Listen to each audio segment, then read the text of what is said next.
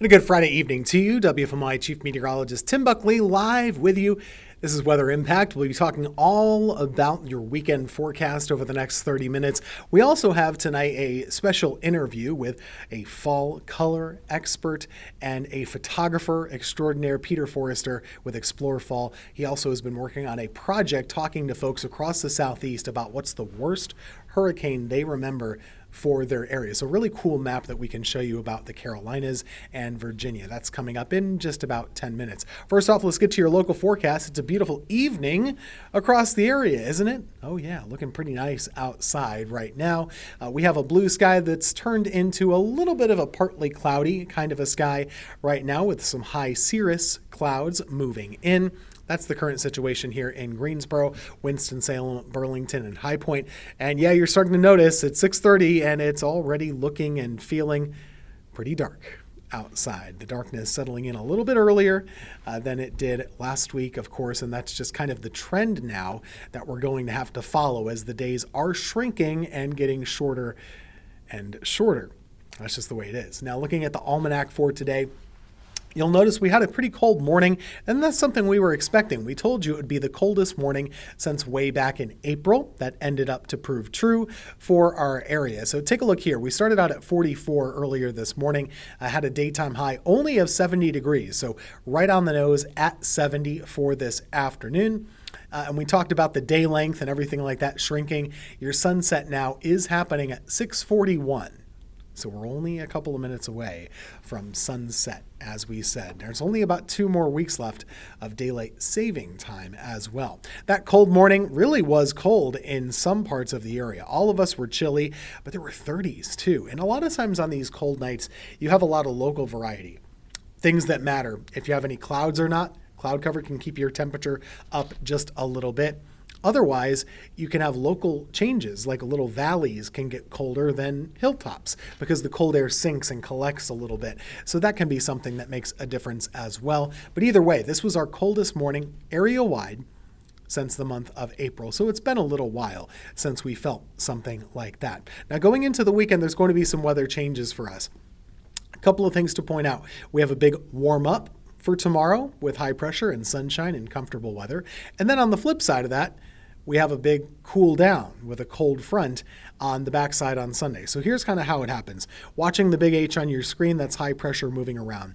We've had a north wind over the last couple of days, but with tomorrow happening and the high pressure shifting, we'll start to see more of a southwest wind building across our area. And that's going to be a warm-up for us.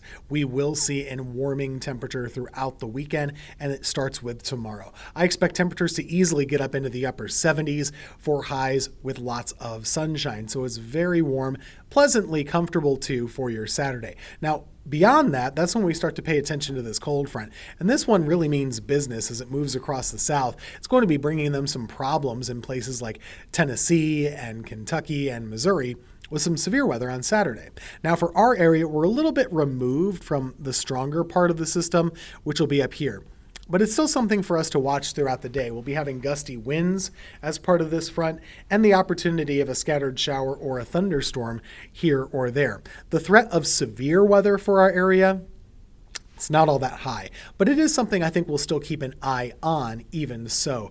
This is your severe weather risk level for Sunday, a level 1, well to our north. It's possible they could expand that south into our area.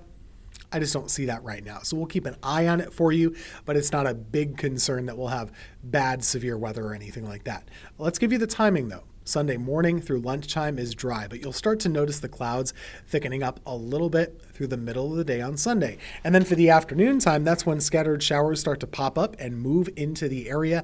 Not everybody will get rain, but some of you will. Some of you will. So let's watch this. 3 o'clock would be a beginning time for most of us.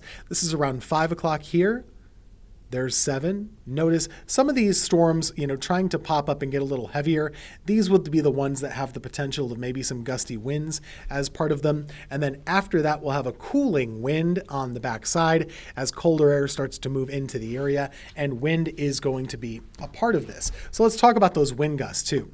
Let me actually back this up a little bit farther. So throughout the day on Saturday, It's not all that windy. But Sunday morning, it'll already be breezy. It's going to be breezy all day long throughout the area. And then by the middle of the day, it actually gets pretty darn windy. We could have some wind gusts of 30 to 35 miles per hour as part of this. And then by the evening, really whipping around in the mountains. You'll probably notice it's still blowing here pretty good as well. It's just going to be a windy day of weather. So the main things for you to know, Sunday from about 2 p.m. through 10 p.m., there's the threat of wind gusts. 30 plus miles per hour. Now, there's also the chance of a couple isolated showers or a few thunderstorms. Have the rain gear handy just in case, and just be prepared for blustery conditions. It's going to be pretty windy around the area, and that's just a Sunday problem. As far as the weekend overall, Saturday's a beauty.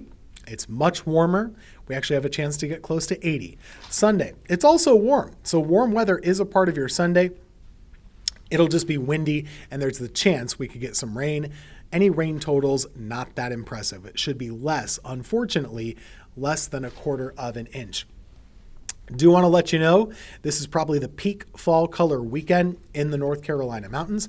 Doesn't mean you can't go up there and see color next weekend, but this is probably the best time to do it. Above 5,000 feet, it's already wrapping up. That would include Grandfather Mountain, but a lot of the popular Blue Ridge Parkway spots, they look great right now. That wind on Sunday and Monday is going to take down a lot of the leaf coverage, so keep that in mind. Around here in the Piedmont, we will start to see some better color in the next 2 weeks. I think for us, right around Halloween should be our peak time frame, and that tends to be the case most years. Meantime, we'll keep an eye on the tropics. There's a chance of something developing as we go into early middle of next week, but for right now, nothing to really be concerned with, and even that system probably would not be affecting us one way or another. So here's your weekend overall. Saturday looking to be pretty nice, but very, very warm. Sunday will be in the mid-70s there with a good chance for some wind gusts and a few rain showers as well. After that, we go through next week, just going to be comfortably cool. 60s for the daytime highs, and then low times in the mid-40s. So there is some chill out there. College football looking good, whether you're going to Duke to check out them playing on the Yellow Jackets of Georgia Tech, and Boone have homecoming this weekend for App State. That's your forecast. We'll be back in a couple minutes.